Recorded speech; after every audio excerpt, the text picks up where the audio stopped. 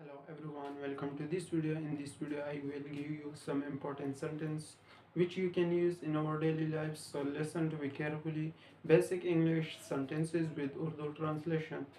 So the first sentence, I wake up at 7 o'clock. In Urdu, मैं 7 बजे जागता हूँ. Next, I wash my face. In Urdu, मैं अपना चेहरा धोता हूँ. Next, I take a shower. In Urdu, मैं नहाता हूँ. Next, I go to work.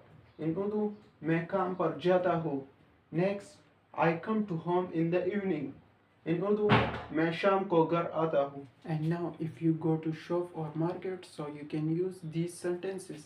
So listen to me carefully. Number 6, how much is this? In Urdu, ये कितने का है? Next, it is too expensive. In Urdu, ये बहुत महंगा है. Next, can you give me a discount? In Urdu, क्या आप रियायत दे सकते हैं? Number 9, I want to buy this. In Urdu, मैं ये खरीदना चाहता हूँ. Next, do you accept card? In Urdu, क्या आप कार्ड कबूल करते हैं?